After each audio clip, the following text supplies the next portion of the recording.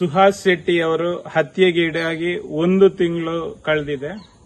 ಈ 1 ತಿಂಗಳಲ್ಲಿ ರಾಜ್ಯ ಸರ್ಕಾರ ಮಾಡಿದಂತ ಒಂದು ತನಿಖೆಯಲ್ಲಿ ನಮಗೆ ವಿಶ್ವಾಸ ಇರಲಿಲ್ಲ. ಮತ್ತೆ ರಾಜ್ಯ ಸರ್ಕಾರ ಜಿಹಾದಿಗಳ ಪರವಾಗಿ, ಈ ಜಿಹಾದಿಗಳು ಭೀಕರವಾಗಿ ಕೊಲೆ ಮಾಡಿದ್ರು ಅವರ ಪರವಾಗಿ ಈ ತನಿಖೆಯನ್ನು ಮುಖ್ಯವಾಗಿ ನಡೆಸ್ತಾ ಇರೋದು ಗೊತ್ತಾಗ್ತಾ ಇತ್ತು ನಮಗೆ. ಹಾಗಾಗಿ ನಾವೆಲ್ಲ ಕುಟುಂಬ ಸಮೇತರಾಗಿ ಬಿಜೆಪಿ ರಾಜ್ಯಾಧ್ಯಕ್ಷರು, ಎಂಪಿಗಳು, ಎಂಎಲ್ಎಗಳೆಲ್ಲ ಸೇರಿ ರಾಜ್ಯಪಾಲರಿಗೆ ಮನವಿಯನ್ನು ಮಾಡಿದ್ದೇವೆ.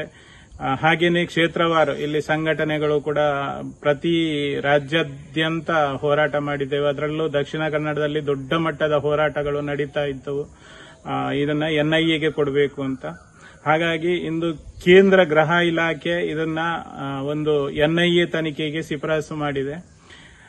ಇದರಿಂದಾಗಿ ನಮ್ಮ ಒಂದು ಗತಿಸಿ ಹೋದಂತ ಸುಹಾಸ್ ಶೆಟ್ಟಿ ಏನು ಜಿಹಾದಿಗಳ ಒಂದು ಭೀಕರ ಹತ್ಯೆ ಮಾಡುವ ಮೂಲಕ ನಮ್ಮ ಹುಡುಗನ ಒಂದು ಕೊಲೆ ಏನಾಗಿದೆ ಅದಕ್ಕೆ ಸರಿಯಾದ ರೀತಿಯಲ್ಲಿ ನ್ಯಾಯ ಸಿಗಬಹುದು ಅನ್ನುವಂತ ವಿಶ್ವಾಸವಿದೆ. ಹಾಗೇನೆ ಈ ಅಪರಾಧಿಗಳಿಗೆ, ನೈಜ ಅಪರಾಧಿಗಳು ಯಾರಿದ್ದಾರೆ ಅವರಿಗೆ ಕಠಿಣ ಶಿಕ್ಷೆ ಕೂಡ ಆಗಬಹುದು ಅನ್ನುವಂತ ಒಂದು ಆತ್ಮವಿಶ್ವಾಸ ನಮ್ಮಲ್ಲಿದೆ. ಹಾಗೇನೆ ಹೋರಾಟ ಮಾಡಿದಂತಹ ಒಂದು ಇದಕ್ಕೆ ನಮಗೆ ಬೆಂಬಲವಾಗಿ ನಿಂತಂತ ಬಿಜೆಪಿ ರಾಜ್ಯಾಧ್ಯಕ್ಷರು ಹಾಗೆಯೇ ಎಂಪಿಗಳು, ಎಂಎಲ್ಎಗಳು, ಕ್ಷೇತ್ರದ ಎಂಪಿ, ಎಂಎಲ್ಎ ಎಲ್ಲ ನಮಗೆ ನಿರಂತರ ಸಂಪರ್ಕದಲ್ಲಿದ್ದು ನಮಗೆ ಒಂದು ನ್ಯಾಯ ಕೊಡಿಸುವ ವಿಚಾರದಲ್ಲಿ ನಮ್ಮನ್ನು ಯಾವತ್ತೂ ಕೈಬಿಟ್ಟು ಇದು ಮಾಡಲಿಲ್ಲ.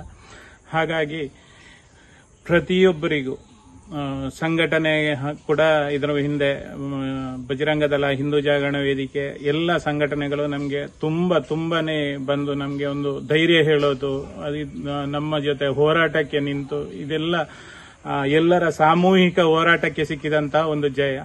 ಹಾಗಾಗಿ ಪ್ರತಿಯೊಬ್ಬ ಹಿಂದೂ ಕಾರ್ಯಕರ್ತ, ಬಿಜೆಪಿ ಕಾರ್ಯಕರ್ತರು, ಬಿಜೆಪಿ ಲೀಡರ್ಸ್ಗೆ, ಎಲ್ಲ ಎಂಪಿ, ಎಂಎಲ್ಎ, ರಾಜ್ಯಾಧ್ಯಕ್ಷರಿಗೆ ಎಲ್ಲರಿಗೂ ನಮ್ಮ ದುಃಖತಪ್ತ ಕುಟುಂಬದ ಪರವಾಗಿ ನಾನು ಧನ್ಯವಾದವನ್ನು ಹೇಳ್ತಾ ಇದ್ದೇನೆ.